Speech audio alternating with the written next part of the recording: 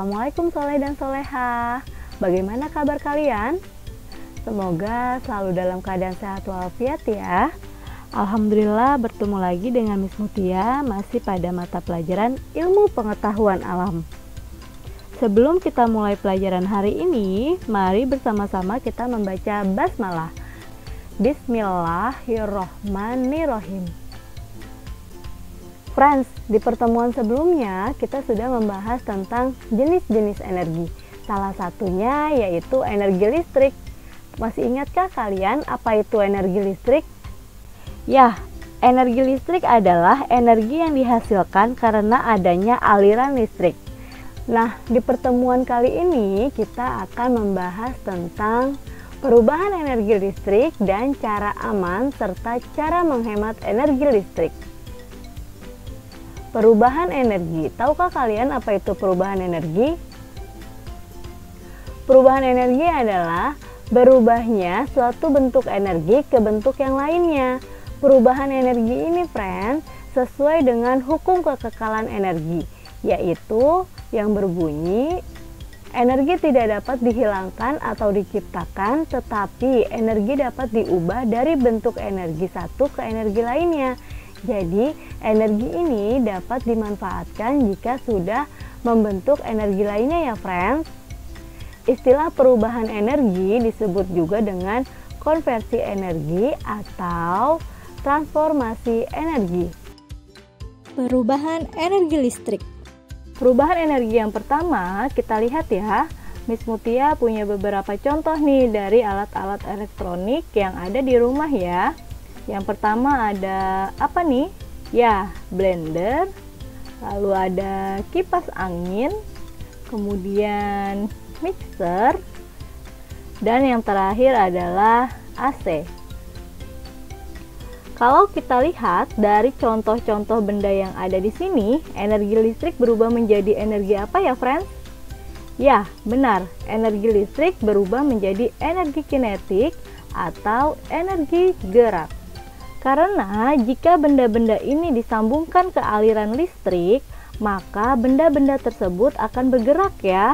Contohnya seperti blender, mesinnya akan bergerak ketika disambungkan ke aliran listrik, begitu pula dengan kipas angin dan AC. Ketika benda tersebut disambungkan ke aliran listrik, maka baling-baling pada kipas angin akan berputar. Begitu pula dengan AC yang akan mengeluarkan udara dingin. Perubahan energi listrik berikutnya adalah ada lampu. Yang kedua ada layar komputer atau layar laptop. Yang ketiga ada televisi. Kira-kira kalau dilihat dari ketiga benda tersebut menghasilkan energi apa ya, friends? Ya, benar sekali. Menghasilkan energi cahaya. Maka perubahan energi listrik yang kedua yaitu adalah energi listrik berubah menjadi energi cahaya. Perubahan energi yang ketiga yaitu ada oven, ada solder. Tahukah kalian apa itu solder? Solder ini, friends, merupakan alat bantu dalam merakit atau membongkar rangkaian elektronik. Solder ini digunakan untuk menghubungkan kabel kecil yang retak atau yang putus agar dapat tersambung kembali. Selanjutnya ada setrika dan pemanggang roti. Kalau dilihat dari contoh-contoh bendanya, energi listrik berubah menjadi energi apa ya? Ya, tepat sekali. Berubah menjadi energi panas. Oke, perubahan energi berikutnya kita lihat contohnya lagi ya. Ada sirine, ada radio, kemudian ada bel listrik, lalu ada speaker. Kira-kira dari benda-benda tersebut menghasilkan energi apa ya? Ya, benar sekali, menghasilkan energi bunyi. Sirene, radio, bel listrik, dan speaker, jika kita hubungkan pada aliran listrik, maka benda-benda tersebut akan mengeluarkan energi bunyi. Maka perubahan energi listrik berikutnya yaitu energi listrik menjadi energi bunyi. Ada perubahan energi apa lagi ya? Di sini ada aki, ada baterai. Kira-kira kalau kita lihat, apa nih friends, aki dan baterai ini menghasilkan energi apa ya? Ya, energi kimia. Energi listrik berubah menjadi energi kimia. Hal ini terjadi jika kita mengisi daya handphone ya dengan menggunakan charger, maka handphone tersebut akan mengisi daya baterai sehingga handphone tersebut dapat kita gunakan kembali. Sedangkan aki ini juga bisa lemah loh friends. Jika akinya lemah dalam kendaraan kalian, maka kendaraan kalian bisa tidak dapat di starter, bahkan lampu dan klakson yang ada di mobil kalian pun tidak dapat digunakan dengan semestinya. Maka dari itu, sebelum kalian ingin berpergian jauh, sebaiknya dicek terlebih dahulu ya aki dan yang lainnya, supaya kalian tidak terganggu nanti dalam perjalanan. Nah, itulah perubahan energi listrik yang kita pelajari hari ini. Mudah ya friends? Mudah dong, karena energi listrik ini sangat banyak sekali manfaatnya dalam kehidupan kita sehari-hari, terutama dalam peralatan alat-alat elektronik di rumah kita. Setelah mengetahui beberapa perubahan energi listrik, Miss Mutia ingin memberitahu nih cara aman dan tips dalam menggunakan energi listrik. Energi listrik dimanfaatkan untuk aktivitas sehari-hari. Listrik digunakan untuk menghidupkan peralatan elektronik di rumah. Energi listrik harus digunakan dengan tepat agar tidak berbahaya. Apa saja cara agar kita aman dalam menggunakan energi listrik? Yuk kita bahas bersama-sama. Cara aman menggunakan listrik yang pertama adalah memasang penangkal petir. Biasanya penangkal petir ini dipasang pada rumah-rumah bertingkat dan gedung-gedung tinggi ya. Mengapa rumah bertingkat dan gedung-gedung tinggi harus dipasang penangkal petir? Karena bangunan tersebut sangat beresiko terkena sambaran petir. Pasalnya, petir dapat menyebabkan gangguan hubungan arus listrik pada gedung tersebut. Tanpa penangkal petir, masing-masing serangan dapat menyebabkan kerusakan, konsleting listrik, atau kebakaran. Yang kedua yaitu cabutlah peralatan listrik pada bagian kepala kabelnya. Jika kalian ingin mencabut kabel elektronik kalian, maka yang kalian sentuh bagian kepalanya ya friends, jangan bagian ujung kabelnya karena bisa berbahaya.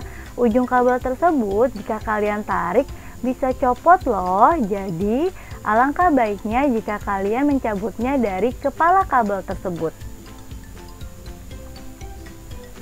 Yang ketiga yaitu mintalah bantuan petugas listrik untuk memperbaiki atau menambah jaringan arus listrik. Contohnya, jika terjadi konsleting listrik di rumah kalian, alangkah baiknya kalian meminta bantuan kepada petugas listrik karena petugas listrik lebih paham dan lebih ahli dalam menangani kerusakan arus listrik. Yang keempat yaitu menggunakan sepatu boot atau alas kaki berbahan karet saat mengecek listrik. Mengapa kita harus menggunakan sepatu boot atau alas kaki berbahan karet saat mengecek listrik? Karena karet ini tidak menghantarkan arus listrik ya friends. Maka dari itu saat kita mengecek konsleting listrik, maka kaki kita harus menggunakan alas kaki ya friends. Jangan sampai kaki kita tidak menggunakan alas kaki, karena itu sangat berbahaya untuk kita.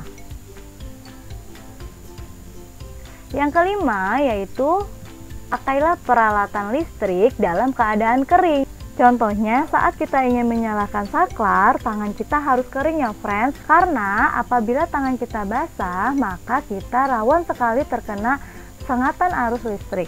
Yang keenam adalah matikan aliran listrik sebelum menolong korban yang terkena arus listrik. Mengapa harus kita matikan? Karena jika kita tidak mematikan aliran listrik, maka kita juga akan ikut terkena sengatan dari aliran listrik tersebut.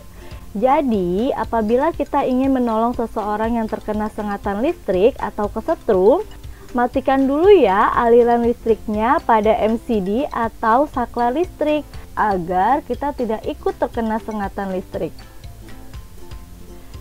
Yang terakhir yaitu bermainlah layang-layang di lapangan, bukan di pemukiman penduduk. Mengapa kita tidak boleh bermain layang-layang di daerah pemukiman penduduk? Karena di pemukiman rumah penduduk banyak kabel-kabel listrik, sehingga sangat berbahaya apabila layang-layang yang kita mainkan tersangkut di salah satu kabel listrik. Selain membahayakan diri kita, juga akan merugikan penduduk tersebut ya friends. Nah, itulah cara aman menggunakan energi listrik. Setelah kita belajar cara aman menggunakan energi listrik, pasti di benak kalian muncul pertanyaan ya, mengapa kita harus berhati-hati dalam menggunakan energi listrik? Jawabannya simpel, karena dalam kehidupan sehari-hari kita tidak lepas dari energi listrik. Karena banyak sekali manfaatnya dan sangat penting bagi manusia, dan tanpa adanya listrik, manusia tidak dapat maju dan berkembang. Di samping manfaatnya, listrik juga berbahaya jika kita salah menggunakannya atau teledor dalam pemanfaatannya. Oleh karena itu, kita harus waspada agar kita tidak tersengat oleh arus listrik. Nah, sekarang setelah kita mengetahui cara aman menggunakan energi listrik, kita akan membahas tentang cara menghemat energi listrik. Ada apa saja ya? Yuk kita simak. Cara menghemat energi listrik yang pertama yaitu matikanlah peralatan listrik jika tidak digunakan. Contohnya, pada saat kalian sudah selesai menonton TV, maka segeralah TV tersebut kalian matikan ya. Selain dimatikan, juga kalian cabut ya kabelnya dari saklar listrik agar tagihan listrik kalian tidak membengkak. Cara hemat yang kedua yaitu ganti lampu pilar dengan lampu yang hemat energi atau LED. Mengapa kita harus mengganti lampu hemat energi seperti LED? Karena lampu LED ini sangat hemat listrik. Selain itu, lampu tersebut juga tidak mengandung bahan-bahan yang membahayakan kesehatan kita loh. Lampu LED juga awet dan tahan lama. Lampu LED tidak mudah rusak atau pecah seperti yang biasa terjadi pada lampu pijar. Daya wattnya juga termasuk rendah. Hanya dengan 3 watt saja cahaya yang dihasilkan sudah cukup terang loh. Cara hemat yang ketiga yaitu matikan lampu jika pencahayaan cukup atau pada siang hari.